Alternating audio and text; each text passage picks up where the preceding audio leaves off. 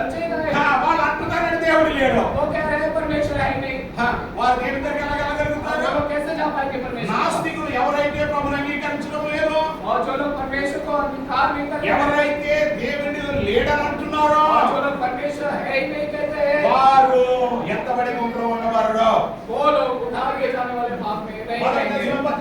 నాలుగైదు వచ్చినాలో पहला थिस्सलुनीके के पत्री 14 अध्याय 4 वचन దేవుని ఎరుగని అన్ని జనులవలె కామాభిలాషి యందు కాక పరిశుద్ధత యందును ఘనత యందును తన ఘటమును ఎట్లు కాపాడుకోవాలో అది ఎరిగి ఉండియే దేవుని చిత్తము. అంతే. लोग व्यभिचार में अपना जीवन बिता रहे हैं, వారు ఎత్తబడి గుంపులో ఉండరు. वो उठा लिए जाने वाले भाग में नहीं रहेंगे। హల్లెలూయా.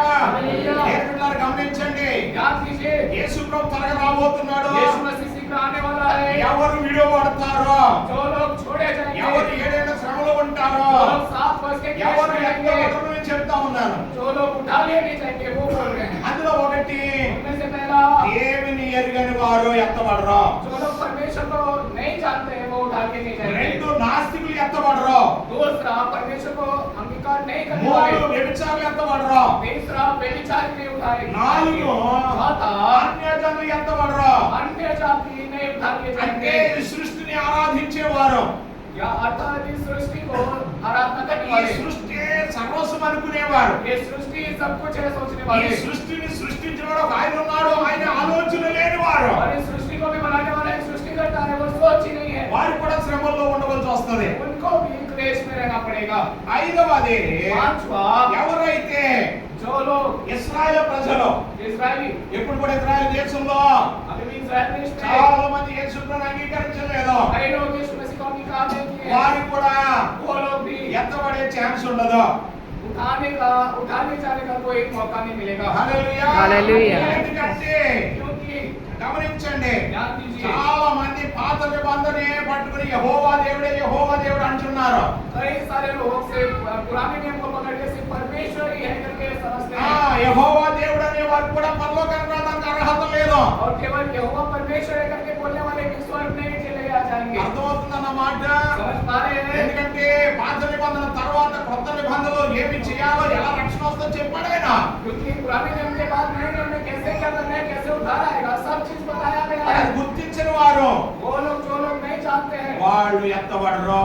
वो उठा लिए అంటే नहीं जाएंगे। ఇశ్రాయేలులో చాలా మంది దేవుని రాజ్యానికి వెళ్ళే అర్హత లేకుండా కోల్పోతారు. अब इस्राएलियों में से कई सारे लोग परमेश्वर के राज्य में नहीं उठा के जाएंगे। చాలా మంది कई सारे लोग నామకార్థపు క్రైస్తవులు. नामधारी मसीह, హలో వింటున్నారా? सुन रहे हैं? ఏ క్రైస్తవులు? कौन मसीह? మనమే క్రైస్తవులు. आप कौन से मसीह है? మనం పరీక్ష చేసుకోవాలి. अपने आप को आपको परखना है। नामकार्थप क्राइस्तलो सिर्फ नाम के वास्ते वाले केवल नाम में आता है, नाम में जाता है. కేవలం నామం మాత్రమే, పేరుకు మాత్రమే క్రైస్తవులు కూడా చాలా మంది ఉన్నారు. केवल नामधारी मसीह बहुत सारे हैं। హల్లెలూయా. యోహాను సువార్త 8:55 వచనంలో యోనా రచిత సువార్త 8:55 ఎవరైతే క్రైస్తవులై ఉండి जो लोग मसीह होकर దేవుని ఆజ్ఞను అనుసరించకుండా జీవిస్తున్నారో, परमेश्वर के आज्ञा के बिना चल रहे हैं, దేవుని భయం లేకుండా జీవిస్తున్నారో, परमेश्वर के डर से जी रहे हैं, వింటున్నారా? सुन रहे हैं, వారు ఎత్తబడి గుంపులో ఉన్నారు. वो नहीं उठाए जाएंगे। హల్లెలూయా. మొదటి యోహాను పత్రిక 1:9 వచనం ప్రకారం पहला యోనా का पत्री पहला अध्याय 9 वचन के अनुसार ఎవరి యొక్క పాపమైతే పరిహారం పొందరో, जो लोग पाप से पश्चाताप नहीं करेंगे, ఎవరైతే పాప క్షమాపణ పొందుకోరో, जो लोग पाप की माफी नहीं मांगेंगे, వారందరూ విడిపోబడతారు. वे सब छोड़े जाएंगे। మొదటి యోహాను పత్రిక 4:8 వచనం ప్రకారం पहला యోనా का पत्री 14 अध्याय 8 वचन के अनुसार ప్రేమ లేని వాడు దేవుని ఎరుగడని రాయబడింది. जिनमें प्रेम नहीं है वो परमेश्वर को नहीं जानता कहते हैं। వింటున్నారా? सुन रहे हैं? ఎవరైతే ప్రేమ లేదో వారు దేవుని ఎరుగరు. जिनमें प्रेम नहीं है वो परमेश्वर को नहीं जानता है। మరి దేవుని ప్రేమ లేని దేవుడు ఎరగకపోతే దేవుని దగ్గరికి ఎలా వెళ్తారు? परमेश्वर को प्रेम नहीं है तो परमेश्वर को जानेंगे नहीं तो कैसे కనుక जाएंगे? దేవుని ప్రేమ లేని వారు దేవుని రాజ్యానికి వెళ్ళే అర్హత ఉండదు. इसीलिए जिसमें परमेश्वर का प्रेम नहीं है वो स्वर्ग में नहीं लिया जाएगा। నహూము 1:7 వచనం नाम का पुस्तक पहला अध्याय 7 वचन। క్రీస్తునందు విశ్వాసం ఉంచని వారు విడివడతారు. जो लोग मसीह में विश्वास नहीं करते वो छोड़े जाएंगे। అర్థమవుతుందా ప్రియులారా? समझ पा रहे हैं? ఎవరైతే యేసు యందు విశ్వాసం ఉంచారో, जो लोग यीशु में विश्वास नहीं करेंगे, ఎందుకంటే నేనే మార్గం, నేనే సత్యం, నేనే జీవం అంటున్నాడు ఆయన.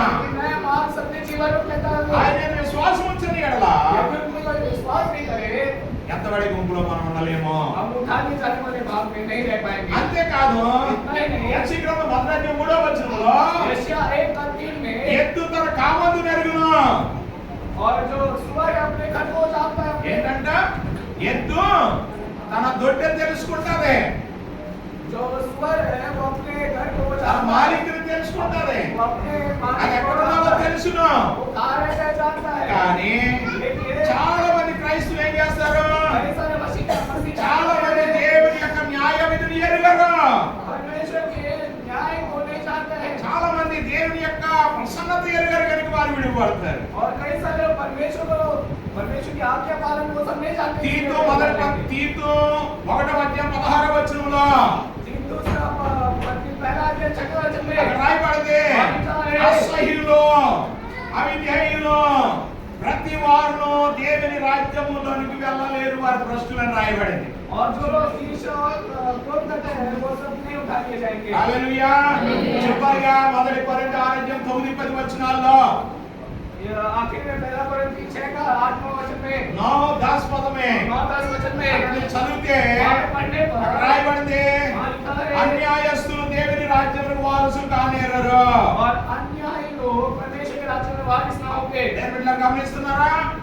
అన్యాయస్తులు కానీ, अन्यायी हो తప్పుడు చేసేవారు కానీ, और गलत करने वाले हो ధనాపేక్ష కలిగిన వారు కానీ, और धन का త్రాగుబోతులు కానీ, पीने के దొంగలు కానీ, దోచుకునేవారు కానీ, लूटने वाले హత్య చేయవారు కానీ, हत्यारे వీరందరూ ఎక్కడ ఉంటారా? ये सब कहाँ रहेंगे నిత్యాగ్నిలో విడువబడిన గుంపులో ఉంటారు.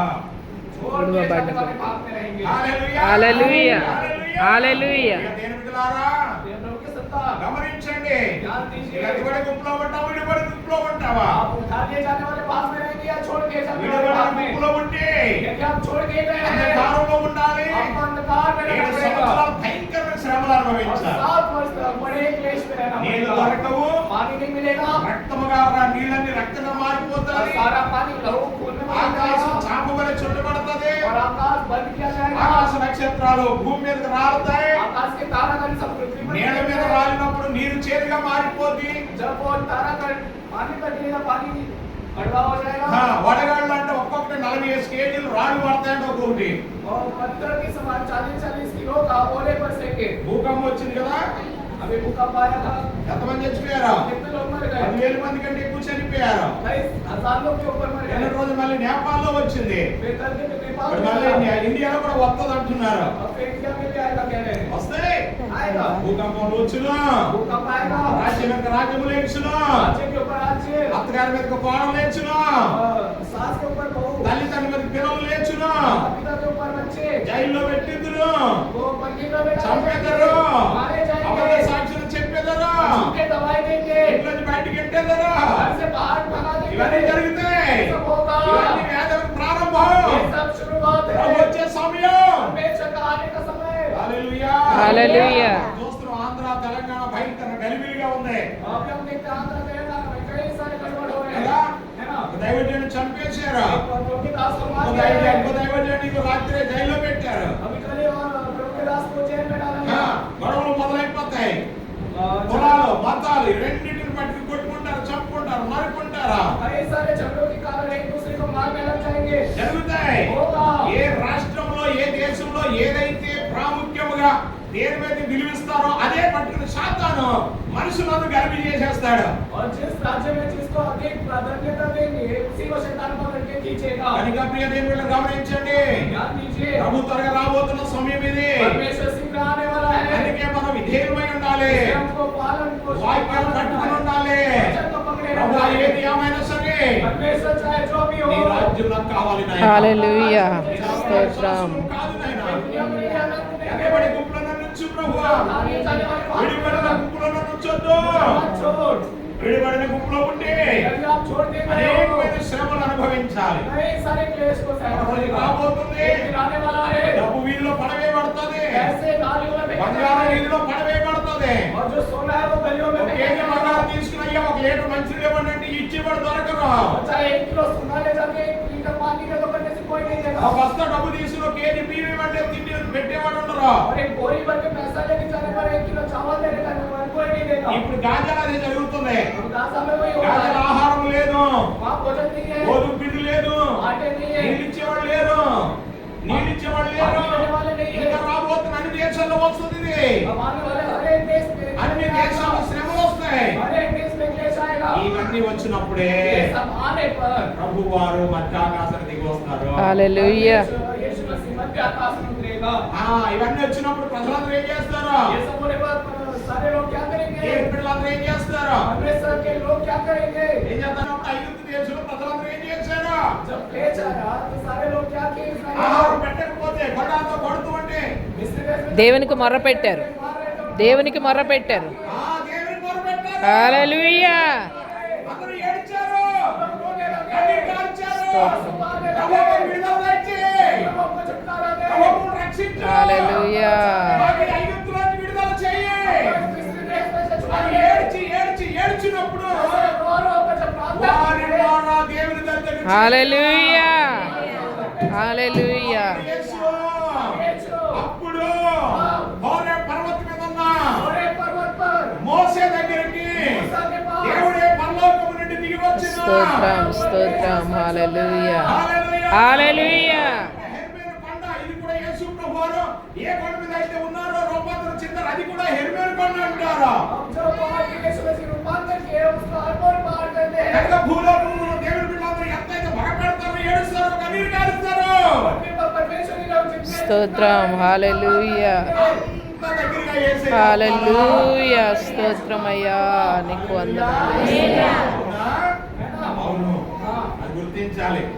ఇంకేదో జరుగుతుంది అనుకోండి, यदि कुछ हो रहा है, ఎక్కడైనా ఎవరినన్నా కొట్టేశారంట, ప్లస్ గారు చంపేశారంట, అలా జైలు పెట్టారంట, यदि किसी पासवान को इधर कहीं मार दिए या फिर जेल में डाल दिए या फिर कुछ हो रहा हो, ఏం చేస్తున్నాం మనం? हम लोग क्या कर रहे हैं? మొబైల్ పట్టుకుని ఏమంటున్నాం? हम लोग मोबाइल पर बैठे ఏం हैं। న్యూస్ వస్తుందా, ఏం జరుగుతుందా? क्या न्यूज़ आएगा, क्या होगा? ఇట్లా జరుగుతున్న సంఘటన ఉన్నప్పుడు, जो घटना घट रही నేను है, వింటున్నప్పుడు, जो आप सुन रहे हैं, ఎక్కడైతే సంఘటన జరుగుతున్నాయో ऐसे घटना जब घट रही है, ఏం చేయాలో తెలిసినా గంటలే ప్రభు సన్నిధిలో కన్నీరు కార్చి ప్రార్థన చేయడం ముఖ్యం. घंटों घंटों परमेश्वर के सामने रोना మీరు ఎంత चाहिए। కన్నీరు కారుస్తావో आंसू पाएंगे। అంతగా యేసయ్య విని उतना सीधा यीशु ఆయన मसीह పరలోకం నుండి దిగి నీ దగ్గర రావడానికి ఇష్టపడతాడా? आपके पास आने का कोशिश करेगा। హల్లెలూయా. హల్లెలూయా. శ్రమలో నువ్వు చిరాకు చెందుకోవడానికో, वो क्लेश आप समाज ఎందుకులే ఈ బ్రతుకని అనుకోవడానికో की मेरे जीवन जीने के लिए ఆయన దేవుడు రక్షించడం లేదు. परमेश्वर इसलिए आपको नहीं बुलाया నేను है। దేవునికి దగ్గరగా ఉండాలని, आपको परमेश्वर के समीप रहने के लिए దేవునికి ఇంకా దేవుళ్ళ ముడి వేయబడాలని, అడ్డగట్టబడాలని. और परमेश्वर में जुड़ने के लिए ఈ శ్రమలో నీకు ఆశీర్వాదకరంగా ఉండాలి. ये क्लेश आपके आशीष के लिए होना है। హల్లెలూయా. దేవునికి దూరం కావద్దు ప్రియ దేవుడా. परमेश्वर से दूर मत होइए। నీ ప్రార్థనే आपकी प्रार्थना ఎంత ప్రమాదకరమైన దేవుని బిడ్డలైన సరి విడుదల చేస్తుంది. जितना बड़े परिस्थिति में से भी आपको बचा सकता కనుక है। ప్రభు త్వరగా రాబోతున్నాడు. परमेश्वर सीधा आने वाला है। రూపాంతరం పొందే సిద్ధపాటు కలిగి ఉందామా? वो अपने रूप बदल के अब तैयार है। ఇదిగో పెళ్లి కుమారుడు వచ్చినాడు, రండి అని ఎదుర్కోవడానికి రండి అని పిలిచే స్వరం వినగలిగిన ఆ యొక్క ఆత్మీయ జీవిని కలిగి ఉన్న లేదా గుర్తు చేసుకో.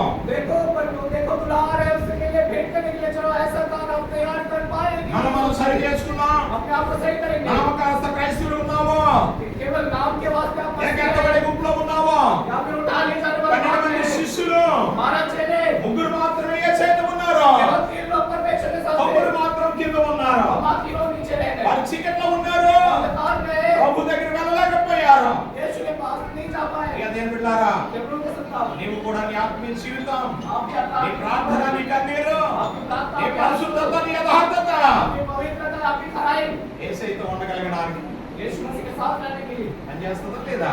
वो काम में आएगा कि చాలా नहीं? ఆలోచన చేసుకుని సరి చేసుకుని सही करके ప్రభువా, నేను కూడా నీ దగ్గర ఉండాలి, परमेश्वर मुझे भी आपके साथ रहना है। నీతో కలిసి నీ రూపాంతరం చెందాలి, आपके साथ रहकर मेरा भी रूप बदलना నీ है। రూపం చెంది నీ దగ్గర ఉండాలి. आपका रूप नहीं बदल, मुझे आपके साथ అక్కడ रहना జీవితం है। నాకు దయచే ప్రభు అని ऐसा जीवन ఎప్పటికప్పుడు సిద్ధపాటు కలిగి सदा ऐसा तैयार रखना। తొందరపాటు లేక बिना గడిబిడి हड़बड़ी తెచ్చుకోక कोई गड़बड़ ना నిరంతరం रखे, తెచ్చుకోక कोई इच्छा अपने దేవుని मन సన్నిధిలో में సిద్ధపడి ముందుకు సాగుదాం. परमेश्वर के उपस्थिति में तैयार होकर आगे కానీ बढ़े। భూమి మీద జరుగుతాయి ప్రభు అని చెప్పంటే జరుగుతాయి. और पृथ्वी पर सारे जो घटना चल रहे हैं जैसा भी బైబిల్లో రాయబడిన ఒక పొల్లు కూడా తీసేయడం వీలు లేదు.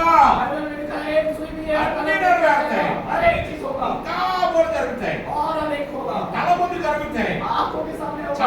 టీవీలో చూపిస్తారు, చంపడమే టీవీలో చూపిస్తారు డైరెక్ట్ గా. और डायरेक्ट मारना ही टीवी में दिखाया जाएगा। అది జరిగితే ప్రియులారా, ऐसा होगा, జరగాలి. होना है। అప్పుడే तभी ఆ రక్తం మన పెడుతుంది. तब वो लहू जो पाया गया అలా సత్య స్వరూపే हे सत्य ఎందాక నాయని వీరికి తీర్పు తీర్చవా, कब तक ऐसा चुकेगा न्याय नहीं ఎందాక करेगा? ప్రభువా, कब तक? ఎందాక कब तक? అని నీవే కాదు, రక్తం కూడా మన పెడుతుంది ప్రభునకు. ऐसा आप ही नहीं, जो मारेंगे उनका लोग भी मारेगा। అప్పుడే యేసయ్య సింహాసనం వెళ్ళిపోతాడు. హల్లెలూయా. तभी यीशु मसीह का सिंहासन कांप जाएगा। అప్పుడు హల్లెలూయా. హల్లెలూయా. వెంటనే ప్రభు దిగి వస్తాడు. तुरंत परमेश्वर उतर आएगा। నిలబడి ప్రార్థన చేద్దాం. आंखें बंद करके प्रार्थना करें। అయ్యా, प्रभु ఎంతవరకు ఉంటే రెండో ఆశపడుతున్నాను. आज ये करने वाले बात मेरे कारण ఇలాగ నాకు